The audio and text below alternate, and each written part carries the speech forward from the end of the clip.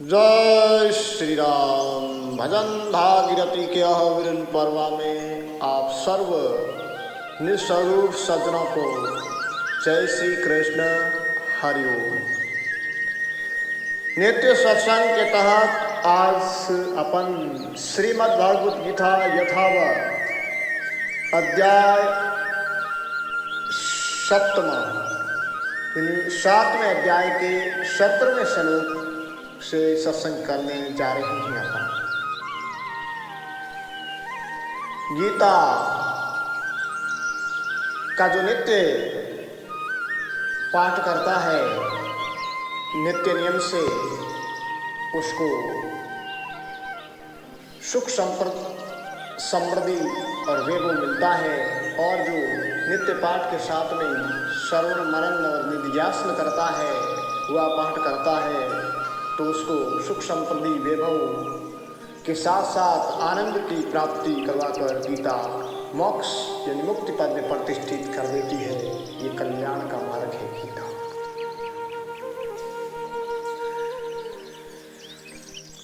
अतः हमें नित्य श्रवण करना चाहिए गीता का। कृष्ण कन्हैया लाल की जय हो। गीता मैया की जय हो। ओम श्री परमात्मने नमः। ओम श्री सद्गुरु भयो नमः। तमेव माता स पिता तमेव बन्धुश्च सखा तमेव विद्या द्रविणं तमेव सर्वं देवं। शान्तकारं भजगशयनं पदं नाभं सुरेशं। विश्वाधारं गगनसदृशं मेघवर्णशुभं। लक्ष्मीकान्तं कमलनयनं योगिभिर्ध्यानगम्यं। वन्दे विष्णुं भवभयहरं सर्वलोकैकनाथम्।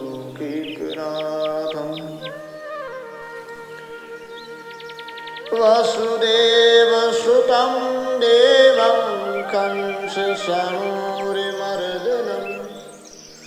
देवकी परमानन्दं कृष्णं वन्दे जगद्गुरुम्।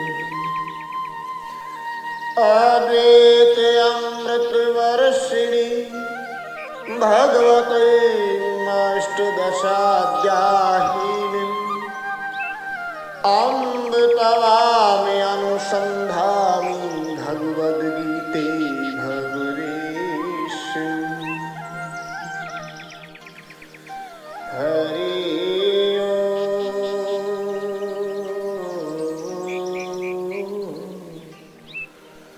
मधुर मधुर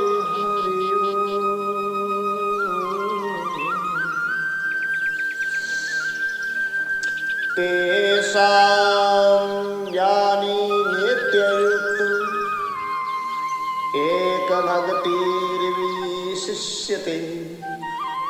प्रियो हि ज्ञानिनोत्यर्थं सचनं प्रिया।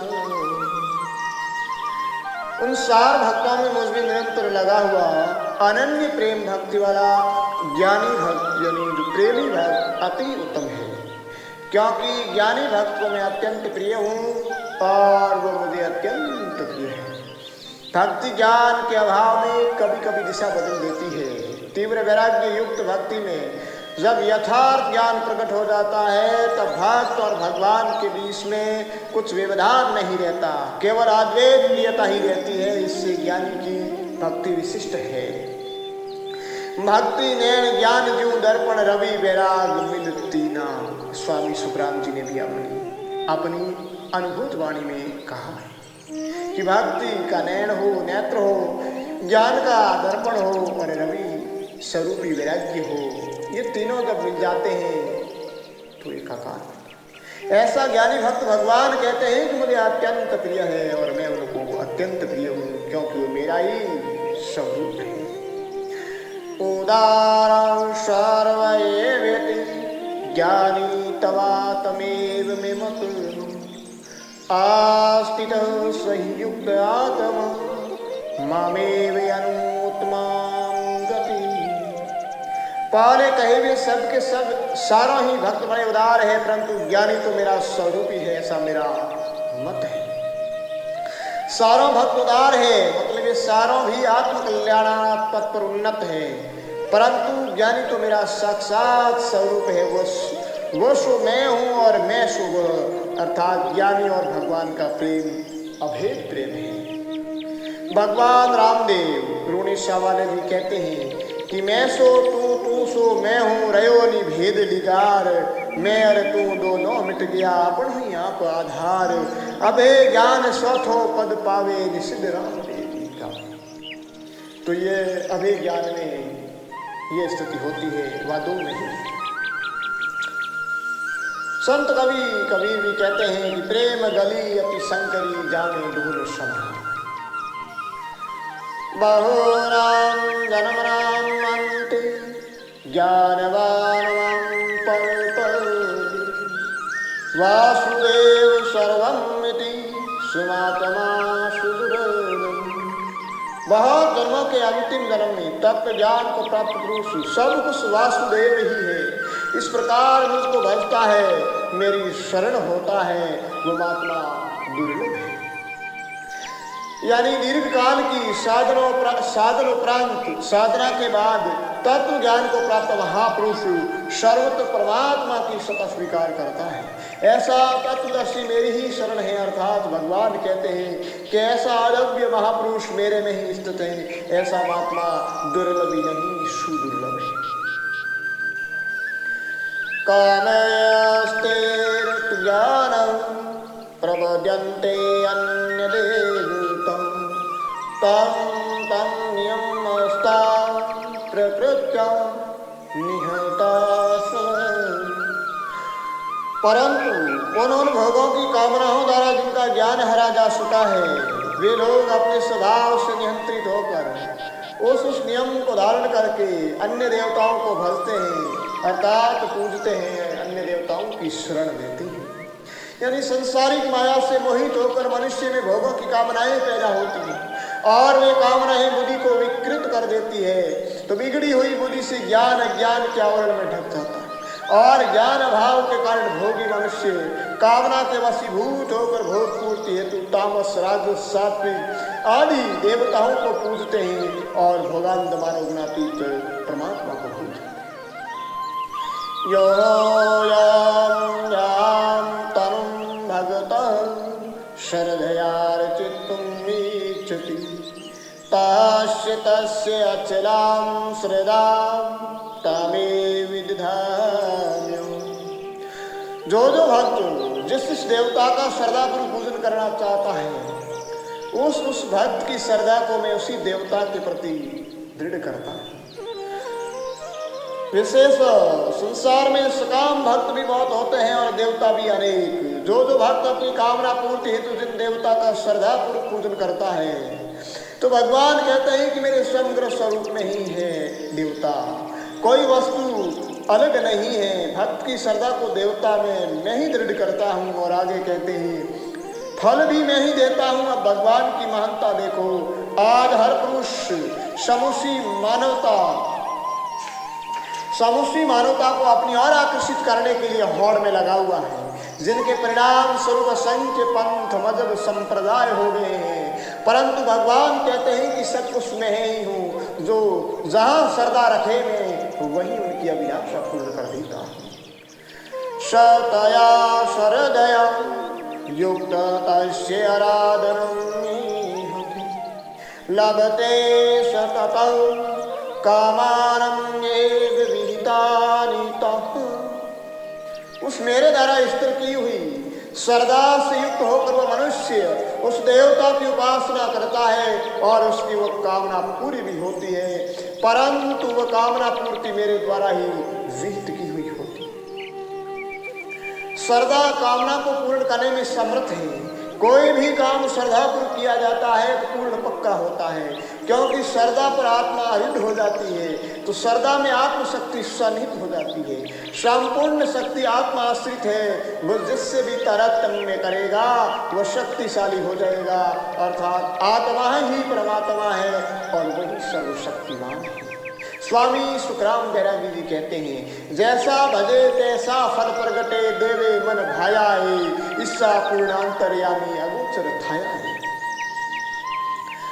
अंतवतु फलम तेषां सद्भवतल्पमेधसां, देवान् देवयो यान्ति मद्भक्ता यान्ति मामपि। परंतु उन तुच्छ बुद्धि वाले मनुष्यों को उन देवताओं की आराधना का फल नाशवान ही मिलता है। देवताओं को पूजने वाले देवताओं को प्राप्त होते हैं और मेरे भक्त मुझे प्राप्त होते हैं। यानी देवताओं का पूजन करने पर मनोकामना है तो पूर्ण होती है, पर फल मिलता है वो नाशवान भोग है, क्योंकि देवता भी पुनरावृत्ति में आते हैं। देवता हमें पाप रहित करके शाश्वत सत्य व विनाशी तत्व की प्राप्ति कराने में असमर्थ है। संतवाणी में कहा है, राज तेजरी चले न हिमायती देवरी, वहां चाले नहीं मुक्ति पद में वह देवताओं की नहीं चलती, क्योंकि यह भी आवृत्ति में आते हैं, यानी पुनरावृत्ति होती है इसकी। अब अंतरंग साधना में जब रज सत्य अवस्था में जब सिद्धि का देवत्व आता है, तब हम कोई अभिलाषा करेंगे तो हमारी पूर्ण हो जाएगी, पर नाशवान फल देकर साधक को तृप्त कर देंगे और वो मरणोपरांत मनोकामना पूर्ति हेतु स्वर्ग आदि लोगों को प्राप्त होगा और वो कामना रहित होकर साधनारत रहेगा तो उस देवत्व आत्मा विलीन होकर परम से युक्त हो जाएगा, अर्थात भगवत प्राप्ति हो जाएगी। इसलिए कृष्ण भगवान कहते हैं, देवताओं को भजने वाले उनको प्राप्त होंगे, वो मुझे भजने वाले अंत तो गया मुझे ही प्राप्त होंगे। अव्यक्तम व्यक्तिपनम मन्यते मामबुधु परम भावं जानन्तु ममाव्यम अनुत्तमम्। बुद्धिहीन मनुष्य मेरे अनुत्तम अविनाशी परम भाव को न जानते, मन इंद्रियों से परे वो सुशील आनंद घन परमात्मा को मनुष्य की तरह शरीर धारण करने वाले मानते।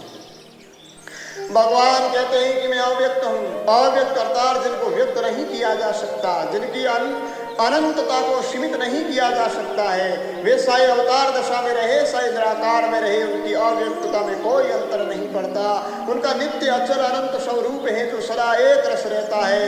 निराकार अव्यक्त को सता अवतार रूप में महापुरुष रूप शरीर धारण निर्धारी रूप में भी इस धरती पर रहता है, जो नित्य निमित्त व कारण स्वरूप प्रकट होता है, बाकी समय में सहज अवस्था में रहता है। तो भगवान कहते हैं कि मोह अज्ञान से ढकी बुद्धि भगवान के अव्यक्त स्वरूप की पहचान नहीं कर सकती, महापुरुष के अव्यक्त स्वरूप की पहचान नहीं कर सकती। ऐसे कामनाओं से विवश मूढ़ लोग भगवान को भी साधारण व्यक्ति मान बैठते हैं। वे जानते हैं कि जैसे हम पैदा हुए हैं वैसे ही ये भगवान और भगवत महापुरुष पैदा हुए हैं, तो ये भगवान कैसे हो सकते हैं? भगवान की विलक्षणता को वे भला क्या जाने। भगवान कहते हैं कि मैं न निराकार हूँ न साकार हूँ, मैं तो इन दोनों से विलक्षण हूँ।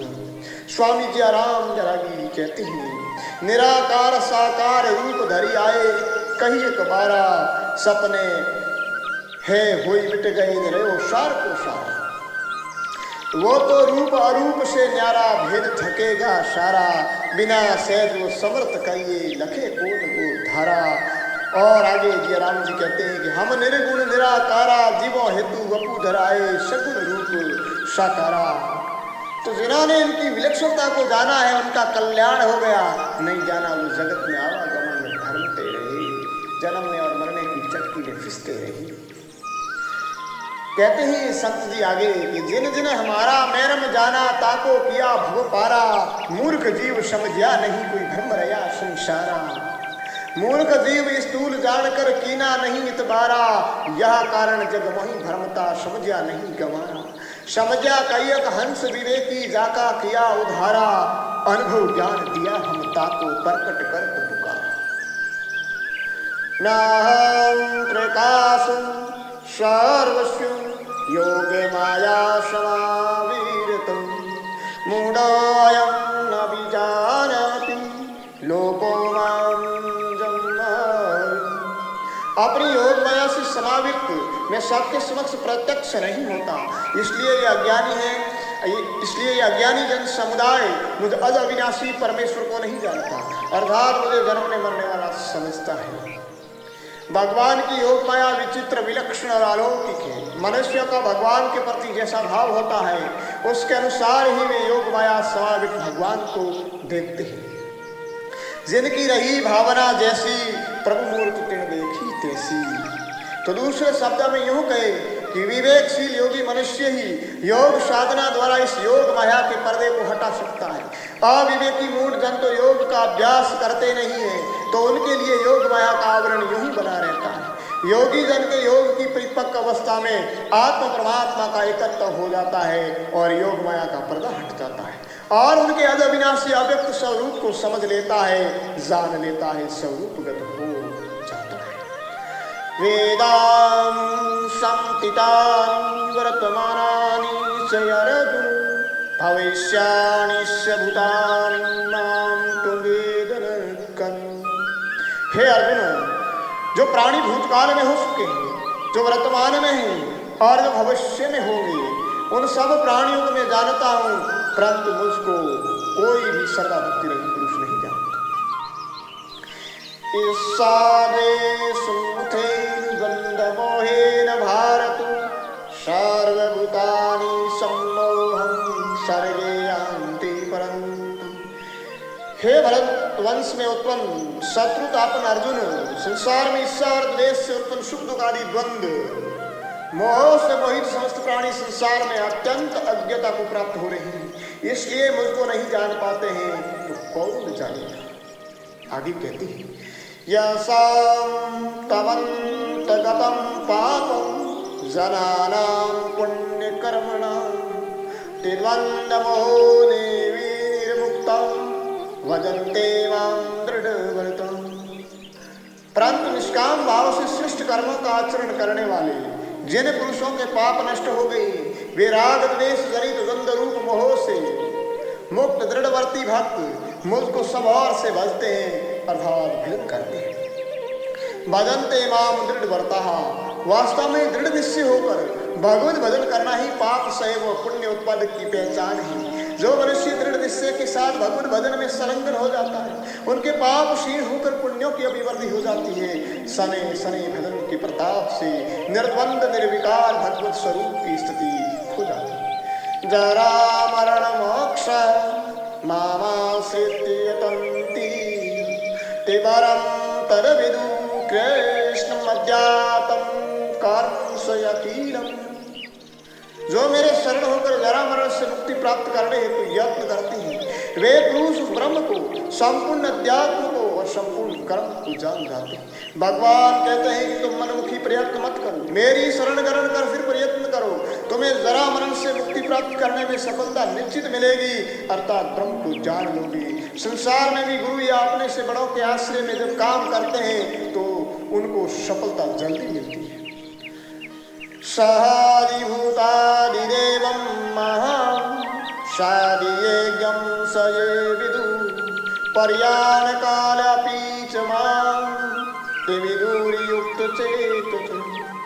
जो मनुष्य अधिभूत और अधिदेव के सहित तथा अधियज्ञ के सहित सबका आत्मस्वरूप मुझे जानते हैं, वे मुझ में लगे हुए चित्त वाले पुरुष अंत काल में मुझे ही प्राप्त होते हैं। उपरोक्त दोनों श्लोकों के माध्यम से भगवान ने अगले अध्याय का बीजारोपण कर दिया। भगवान कहते हैं कि ब्रह्म भी वही है, अध्यात्म भी वही है और कर्म भी वही, अधिभूत भी वही, तो अधिदेव और यज्ञ भी वही है, अर्थात भगवान के सिवाय कुछ है ही नहीं। मृत्यु के समय जो कुछ मालूम पड़ेगा वो भी परमात्मा ही होगा, क्योंकि मृत्यु के रूप में भी भगवान ही है। मृत्यु सर्व हर्षत्वहम, जिसने अधिभूत के रूप में भगवान को जान लिया है। भगवान कहते हैं कि मृत्यु भी मैं हूँ, अमृत भी मैं हूँ, शत शत भी मैं हूँ, अर्थात सब कुछ मैं ही हूँ। तो ऐसा ज्ञान युक्त महापुरुष कल्याण काल में भगवान को प्राप्त हो जाता है, ब्रह्मनिष्ठ हो जाता है। ओम तत्सदिति श्रीमद्भगवत गीता उपनिषत्सु ब्रह्म विद्यायां योगशास्त्रे श्री कृष्ण अर्जुन संवादे ज्ञान विज्ञान योगो नाम सप्तमो अध्याय। आज की सत्संग को यहीं विश्राम देते हैं। हरि ओम।